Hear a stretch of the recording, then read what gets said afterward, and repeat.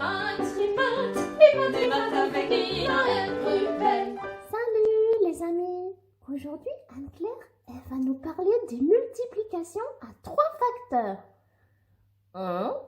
C'est quoi un facteur? Eh ben, c'est dans une multiplication, les nombres, on les appelle des facteurs. Dans 3 fois 4, 3 et 4, c'est des facteurs.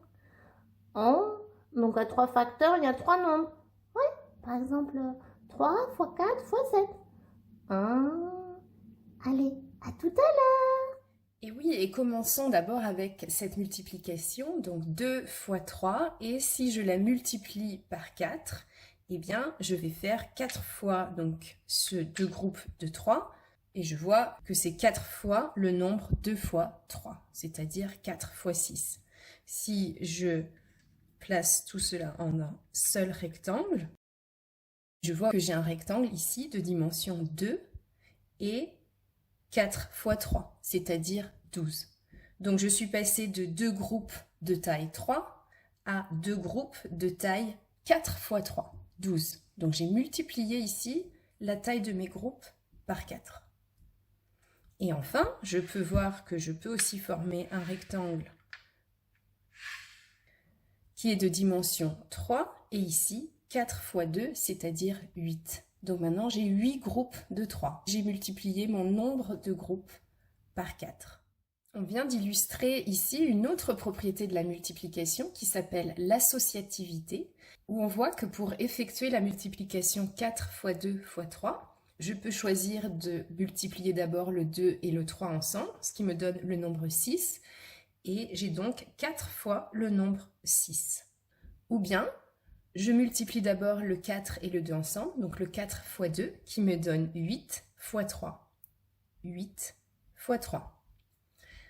Et enfin, en utilisant la commutativité, où je peux échanger le 2 et le 4, ce qui me donne 2 fois 4 fois 3, et je choisis de faire 4 fois 3 d'abord, et je fais 2 fois ce nombre, 4 fois 3.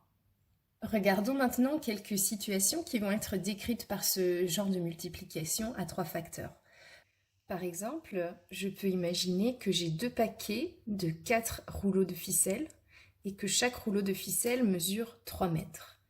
Et donc la question qu'on se pose, c'est quelle est la longueur totale de ficelle que l'on a?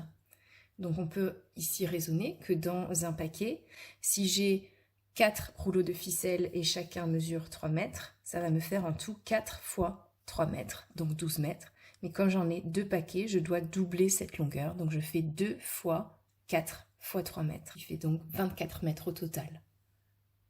Ou bien, on peut imaginer qu'il nous a été prescrit de prendre 3 grammes de médicaments 2 fois par jour pendant 4 jours. Et on pourrait se demander quelle est donc la masse totale de médicaments qu'on aura prise. Donc on peut se dire 3 grammes 2 fois par jour, ça veut dire que chaque jour je vais en prendre 6 grammes. Et pour 4 jours, donc il faut que je multiplie ce 6 grammes par 4. On pourrait aussi réfléchir en disant, si je dois prendre le médicament 2 fois par jour pendant 4 jours, je vais donc le prendre 8 fois au total, et à chaque fois, je vais prendre 3 grammes de médicament. Donc ça me fera 8 fois 3. Oh là là, Ruben, je sais pas toi, mais là, moi, je me dis, toutes ces propriétés de la multiplication, là, on sait plus où donner de la tête, Bah oui, Nina, mais tu sais, en fait, moi, je me suis rendu compte que ça simplifie, au contraire. Ah bon? Bah ouais. Par exemple, la commutativité, eh ben, c'est presque la moitié de moins de multiplication à savoir, puisque 7 fois 3, c'est la même chose que 3 fois 7. Ah oui, c'est vrai, ça. Bah ouais.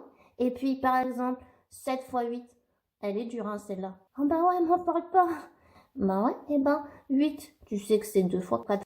Ou 4 fois 2, tu peux remplacer par 4 fois 2. Alors ça fait 7 fois 8, c'est la même chose que 7 fois 4 fois 2.